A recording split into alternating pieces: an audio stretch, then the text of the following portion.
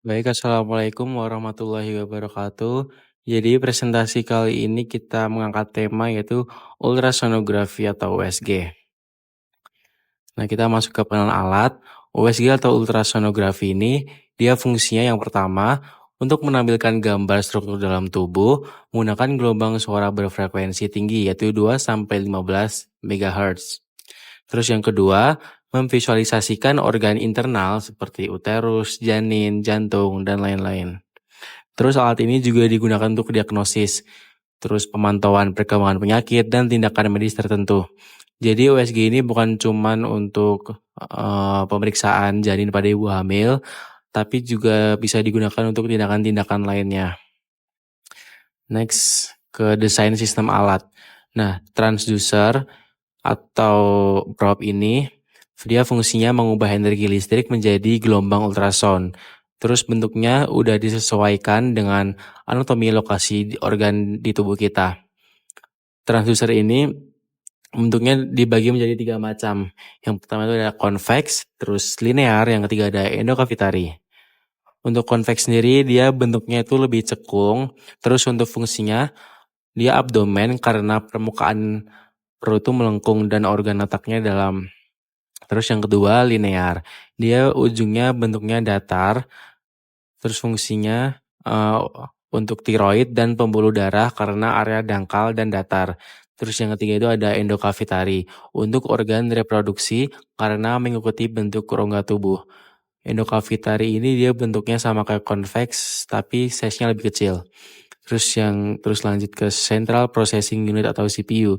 Dia fungsinya menerima gelombang pantulan dari organ. Jadi tadi kan si transducernya kan udah mantulin gelombang. Nah, jadi si gelombang itu akan mantul balik dan bakalan ditangkap oleh si CPU-nya, terus diubah menjadi gambar berdasarkan perbedaan kepadatan jaringan di tubuh kita. Jadi semakin padat jaringan atau organ di tubuh kita, nanti hasilnya juga bakal semakin jelas di display CPU-nya. Terus yang ketiga, alat ini juga udah menggunakan prinsip fisiologi organ seperti aliran darah, terus pergerakan dinding organ, dan lain-lain. Komponen selanjutnya adalah monitor atau display unit. Monitor berfungsi untuk menampilkan citra anatomi organ secara real time, hasil pemantulan gelombang ultrasonik dalam tubuh pasien. Melalui monitor ini, tenaga medis dapat mengamati bentuk, struktur, pergerakan organ, aliran darah, serta mendeteksi adanya kelainan atau ketidakwajaran anatomi. Oleh karena itu, monitor menjadi bagian utama dalam proses diagnosis menggunakan USG. Selanjutnya adalah sistem gel USG.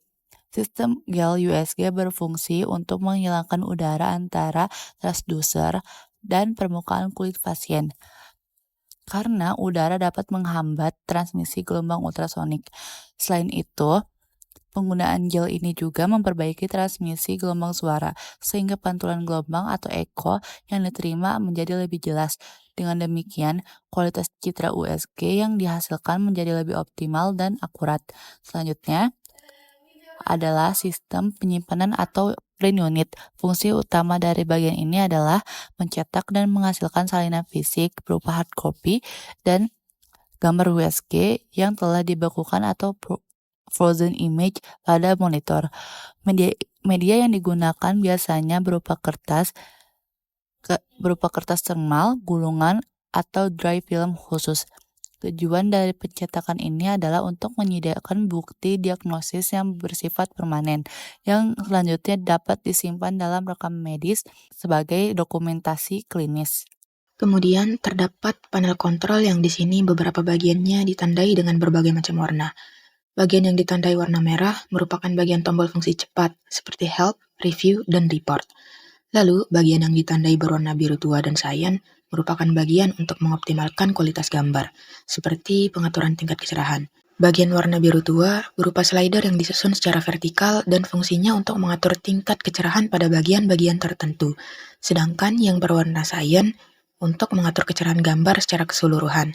Setelah itu, bagian warna kuning merupakan alat navigasi dari USG. Fungsinya sama seperti mouse. Selanjutnya, masuk pada bagian mekanisme alat USG. Yang pertama adalah pengiriman gelombang suara berfrekuensi tinggi yang dilakukan oleh probe. Kemudian, gelombang suara tersebut akan diarahkan ke jaringan tubuh.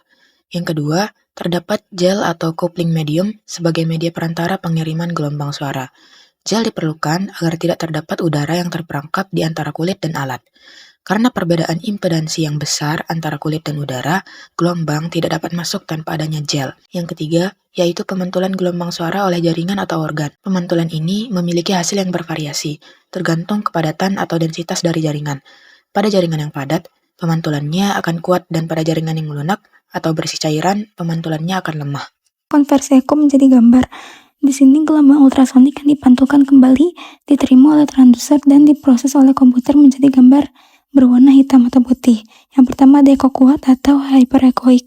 Di sini gambarnya jadi lebih putih. Contohnya tuh gambar tulang, batu empedu atau batu ginjal, dan jaringan yang padat. Selanjutnya adalah echo lemah atau hypoechoic. Di sini gambarnya lebih gelap daripada hyperechoic. Contohnya tuh otot, beberapa jenis tumor atau massa jaringan lunak. Selanjutnya tidak ada echo atau anechoic. Di sini gambarnya hitam. Biasanya tuh yang jaringan cairan-cairan gitu. Contohnya cairan ketuban, kista berisi cairan, kandung kemih yang berisi urin. Yang kelima adalah interpretasi berdasarkan anatomi dan fisiologi. Dokter menganalisis bentuk organ, ukuran aliran darah, dan pergerakan berdasarkan fungsi organ.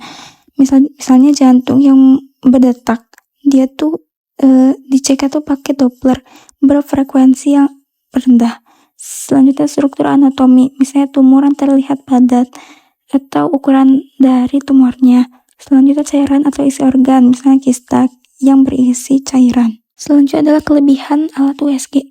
Yang pertama ada tanpa radiasi ionisasi, sehingga lebih aman dibandingkan CT scan dan X-ray. Yang kedua real-time imaging.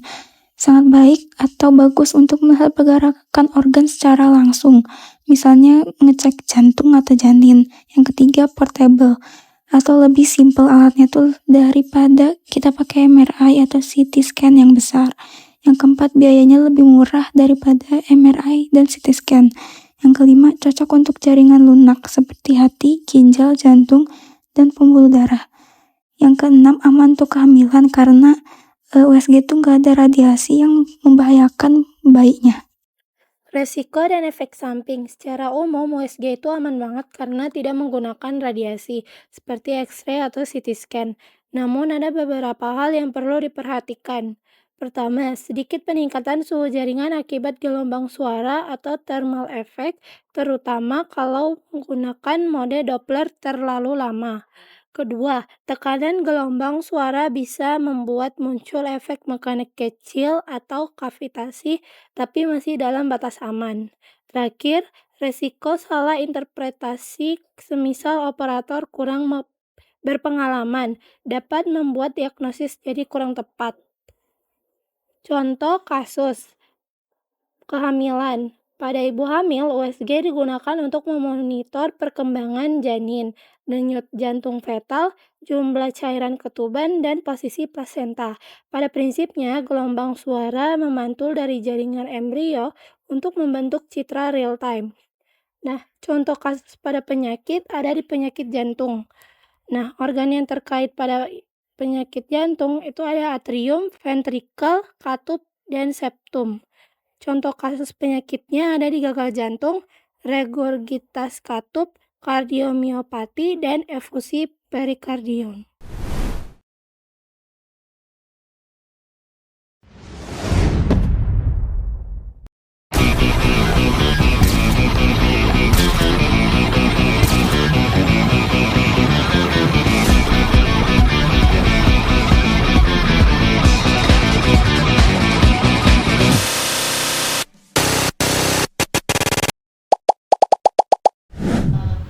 Jadi USG-nya ini nama mereknya Minray DP10 ya, 2 dimensi. Gelombang suara secara langsung mengenai tubuh. Jadi dari transducer, ini alat USG-nya ya, misalnya ya. Ini ditempelkan ke permukaan kulit. Nanti dari probe atau transducernya ini menghasilkan gelombang, akhirnya menembuslah ke jaringan atau organ ya. Kemudian organ itu memantulkan gelombang, makanya bisa divisualisasikan lewat monitor, terbentuklah organ. gitu, dalam bentuk warna hitam putih gitu ya. Jadi USG ini tidak menggunakan radiasi ya, dia aman untuk ibu hamil, ya terutama ibu hamil ya, karena ibu hamil itu kan dia butuh pemeriksaan rutin gitu, ataupun pasien-pasien juga lain juga aman gitu, karena dia tidak menggunakan radiasi dan dia relatif murah. Kemudian real time untuk menilai pergerakan. Jadi real time ini kan berarti langsung ya. Nah, kita mau lihat nih kalau misalnya pemeriksaan ibu hamil, kita lihat gerakan janinnya kan bergerak langsung ya. Nah, gitu. Beda sama CT scan, MRI. Transducer USG menempel pada kulit pasien. Kemudian sebelumnya diberikan gel ya pada kulit pasien agar tidak ada udara di antara kulit gitu. Transducer memancarkan gelombang suara dengan frekuensi tertentu.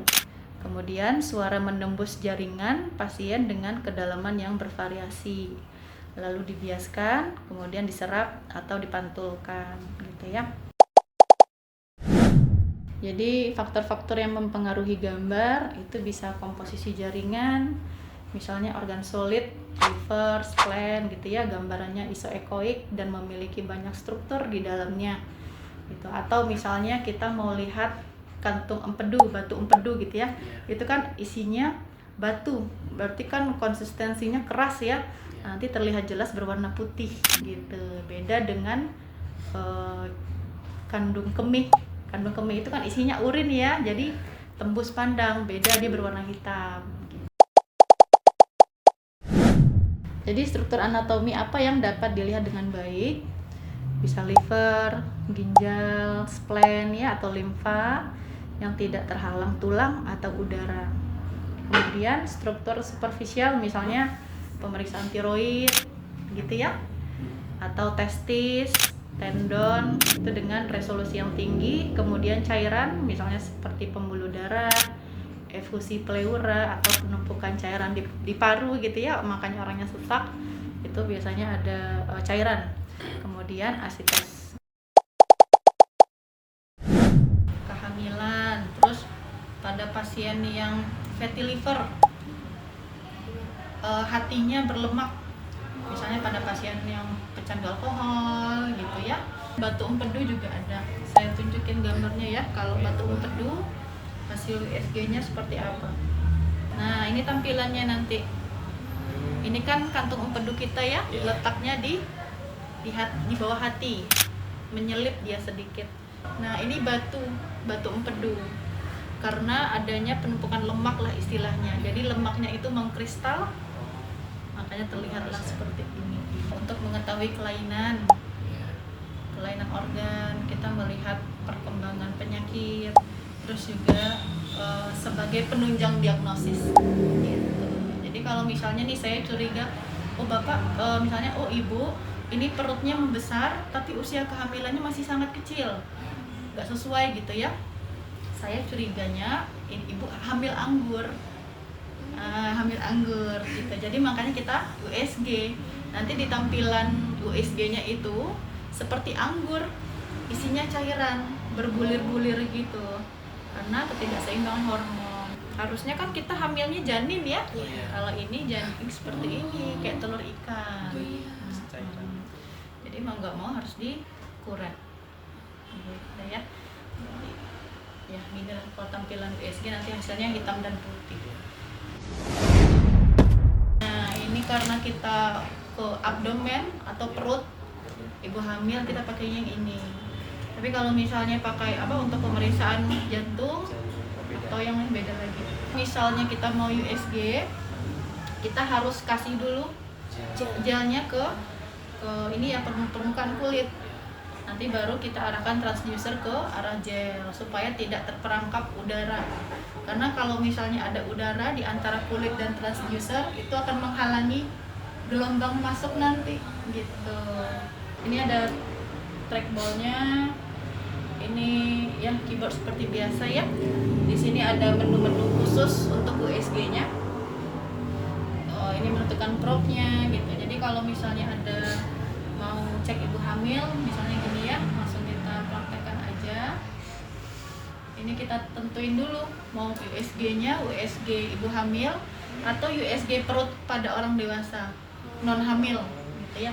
Jadi kalau misalnya kita mau cek ada pasien curiga sakit ginjal, kita bisa USG juga di sini. Kita melihat apakah ada pembesaran ginjal atau tidak.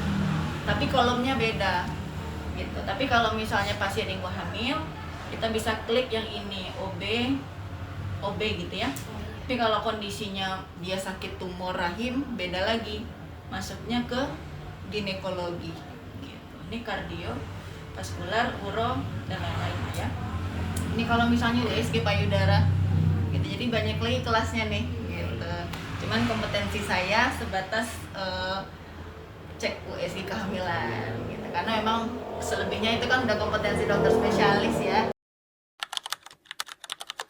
Alat kemarin kan beda, mereknya beda, alat ini baru. Jadi kan kita butuh waktu untuk adaptasi ya, butuh banyak latihan juga. Sulitnya di situ, apalagi menggunakan operasi-operasi yang kayak gini, memang harus sering ketemu kasus ibu hamil. Jadi kita lebih familiar lah penggunaan ini. Kalau operatornya kurang berpengalaman, maksudnya jarang nemuin kasus, kita agak kaku ya menggunakannya. Jadi memang biar lebih kalau mau jadi ekspor, kita harus sering-sering ketemu kasus gitu kan, biar lebih terbiasa nanganin kasusnya. Lemak pasien itu akan mempengaruhi juga kualitas visual dari USG. Karena kalau misalnya lemak subkutannya itu menebal, itu gambarnya tidak terlalu jelas. Gitu.